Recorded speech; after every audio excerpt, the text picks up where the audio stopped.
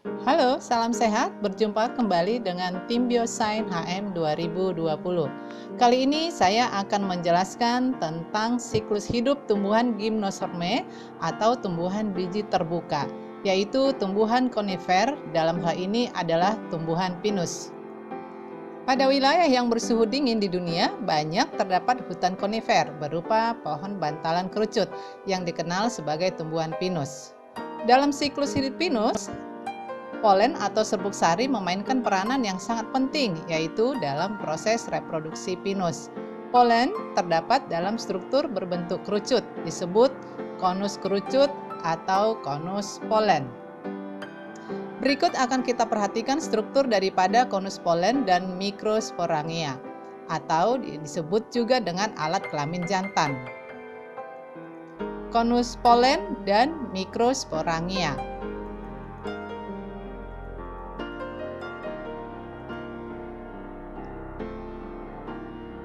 Konus polen merupakan kumpulan sisik padat yang terletaknya tersusun membentuk spiral yang melekat pada satu sumbu pusat konus yang berbentuk kerucut. Satu sisi tunggal disebut dengan sporofil. Pada satu sporofil terdapat dua mikrosporangia. Lapisan epidermis luar menutupi sporofil dan sporangia. Dan di bawah lapisan subepidermal terdapat lapisan yang disebut dengan tapetum, di mana tapetum ini berperan penting dalam perkembangan butir polen. Di dalam tapetum diproduksi sel secara masif yang disebut dengan mikrosporosit. Nukleus dari mikrosporosit adalah diploid, mengandung dua set kromosom yang berasal dari masing-masing induk. Ketika sporosit bersiap untuk membelah diri, akan terbentuk lapisan kalosa yang padat dan berfungsi untuk memisahkan antar sporosit satu dengan yang lainnya.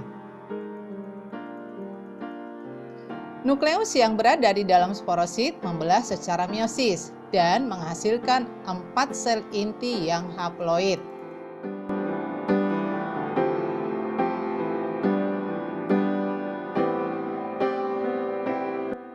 Setiap nukleus akan dikelilingi oleh lapisan dinding yang mulai membesar. Keempat sel mikrospora tetap melekat satu sama lain yang disebut dengan tetrat.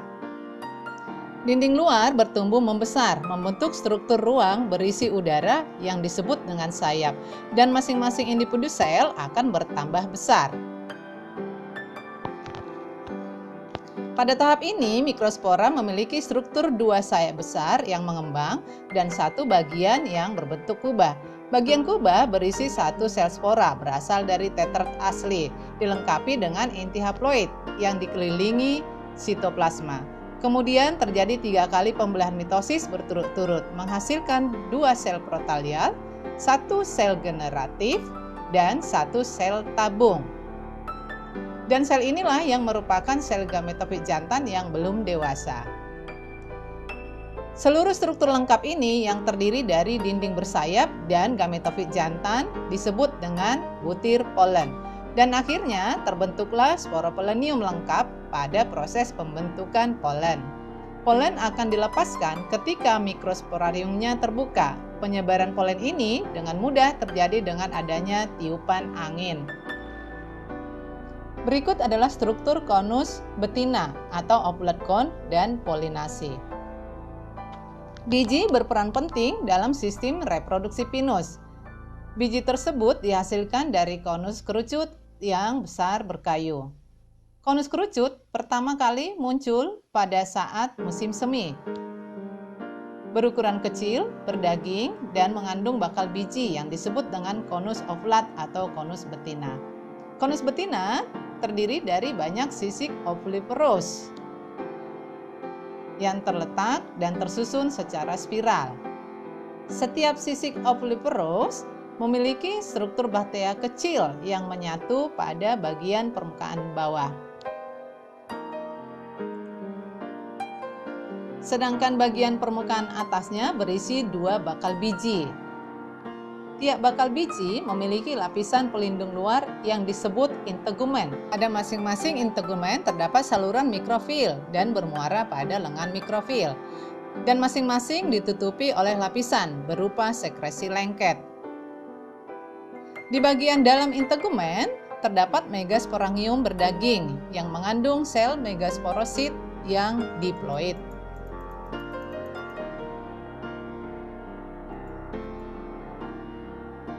Ketika konus betina siap menerima serbuk sari, sisik ovuliferous akan terpisah satu sama lain dan telah memiliki bakal biji di dalamnya.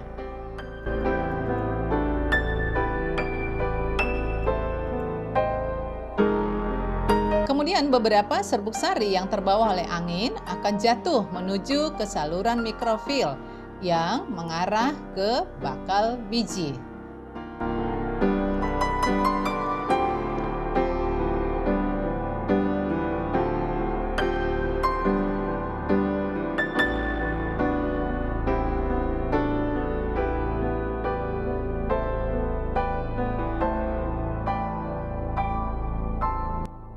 Beberapa butir polen akan jatuh dan menempel pada permukaan lengket pada lengan mikrofil, dan megasporangium akan mengeluarkan bahan berupa cairan.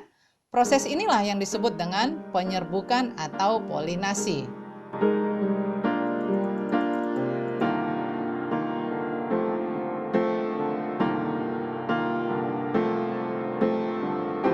Ketika cairan memenuhi saluran mikrofil, polen akan tertarik masuk ke arah megasporangium, sehingga beberapa polen sekarang berada pada permukaan megasporangium.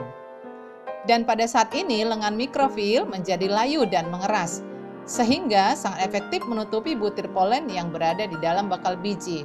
Konus polen sekarang tumbuh dan berkembang bersama ovul atau konus betina yang tertutupi oleh lapisan pelindung yang kuat. Berikut adalah perkembangan gametofit.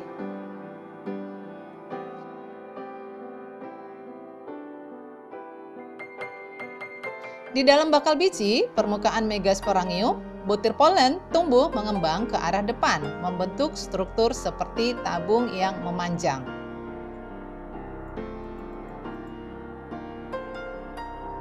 Sel generatif tetap berada di dalam butir polen, dan sel tabung bergerak mengikuti pertumbuhan tabung polen.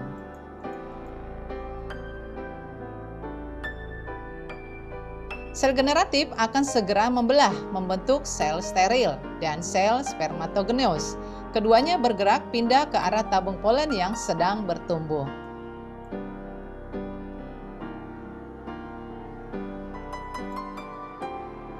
Di dalam sel megasporangium, sel sporosit tunggal membelah secara meiosis, menghasilkan 4 sel inti megaspora yang haploid.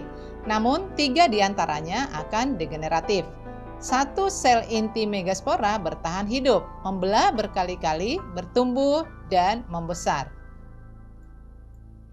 Dan inilah tahap akhir dari tahap fase pertumbuhan gametofit yang pertama.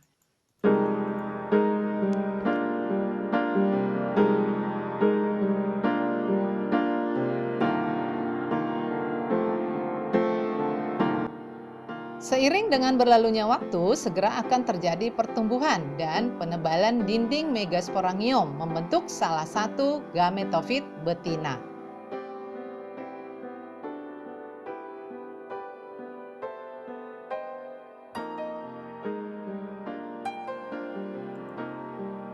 Pada ujung mikrofil gametofit betina terbentuk beberapa pori atau lubang kecil, masing-masing mengarah ke archegonium.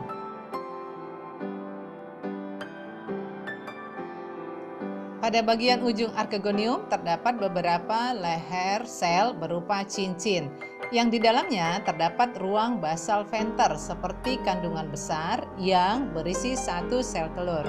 Nah, berikut akan kita perhatikan proses pembuahan atau proses fertilisasi.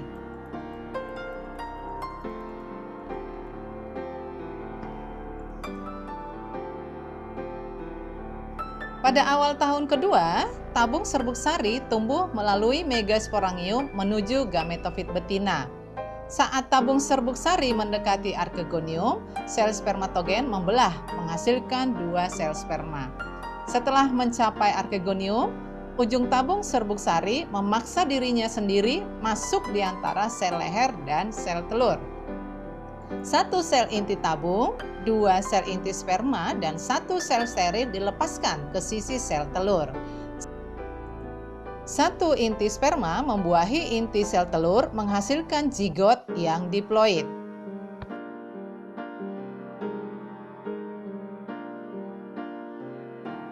Ya, dan arkegonia yang berdekatan juga dapat dibuahi kembali jika ada lebih dari 1 butir polen atau serbuk sari. Oleh karena itu, gametofit betina mungkin dapat mengandung beberapa zigot. Karena itu, gametofit betina mungkin dapat mengandung beberapa zigot. Karena itu, pada saat terjadi pembuahan, bakal biji terdiri dari beberapa arkegonia di dalam gametofit betina yang berada di dalam megasporangium. Gametofit jantan akan tumbuh bersama melalui megasporangium untuk mencapai sel telur yang semuanya tertutupi di dalam integumen bakal biji. Proses pembentukan embrio dan biji. Sel telur yang terlindungi di dalam bakal biji yang telah dibuahi sekarang siap untuk membentuk embrio. Inti zigot yang diploid mengalami 2 kali pembelahan mitosis, menghasilkan 4 inti dan bermigrasi ke bagian dasar archegonium.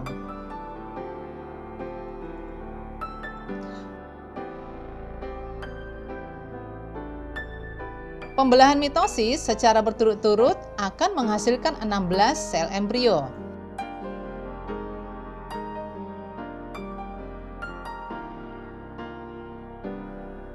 4 sel pada bagian dasar archegonium disebut sel inisial embrio. 4 sel yang berdekatan berikutnya adalah sel inisial suspensor. Sel inisial suspensor tumbuh memanjang dan mendorong sel inisial embrio ke dinding archegonium. Dan kemudian keluar ke gametofit betina sehingga terjadi kerusakan jaringan di sekitarnya dan membentuk rongga korosif. 4 sel inisial terpisah dan masing-masing mulai membentuk embrio dan sel suspensor tambahan dan mendorongnya lebih jauh ke dalam gametofit betina. Pada saat ini terjadi persaingan yang ketat antara 4 embrio muda dalam mendapatkan nutrisi dan ruang dan menyebabkan hanya 1 embrio yang bertahan hidup. Sistem embrio archegonia yang berdekatan berjalan melalui tahap pertumbuhan dan persaingan yang sama. Namun, tidak lama kemudian, 1 embrio muda mendominasi dan berkembang lebih jauh, sementara yang lainnya akan mati. Embrio yang bertahan hidup akan membesar, membentuk tunas, meristem apikal, dikelilingi lingkaran daun biji yang disebut dengan kotiledon. Di bawah kotiledon, embrio membentuk sel silinder yang memanjang, yang akan membentuk tunas atau bakal pucuk batang dan akar. Jaringan tudung akar sebagai pelindung menutupi meristem apikal. Nah, sekarang nutrisi mulai menumpuk di sekitar gametofit betina.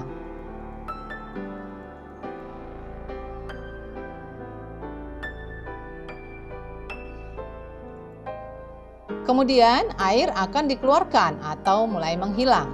Kemudian biji berada dalam bentuk keadaan dormansi atau fase istirahat. Pematangan biji disertai dengan transformasi integumen menjadi kulit biji sebagai pelindung yang kuat. Biji bersama beberapa jaringan terpisah berupa sisi kerucut akan membentuk biji bersayap. Pembukaan sisi kerucut dan pelepasan biji biasanya terjadi pada saat musim gugur tahun kedua yang berikutnya. Berikut adalah proses perkecambahan biji. Ketika biji terlepas dari sisi kerucut dan terjatuh ke tanah, biji akan menyerap air dan biji siap untuk berkecambah. Nutrisi yang disimpan dalam gametofit betina sekarang siap diserap oleh kotiledon dan digunakan untuk menumbuhkan embrio.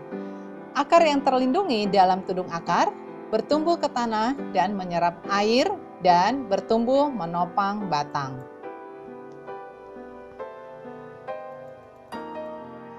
Sumbu batang di bawah kotiledon yang disebut hipokotil mulai memanjang. Pemanjangan hipokotil ini akan mengangkat kotiledon keluar dari tanah. Dan pada saat kulit biji telah rontok, kotiledon berkembang dan bertumbuh menjadi berwarna hijau dan dapat melakukan fotosintesis.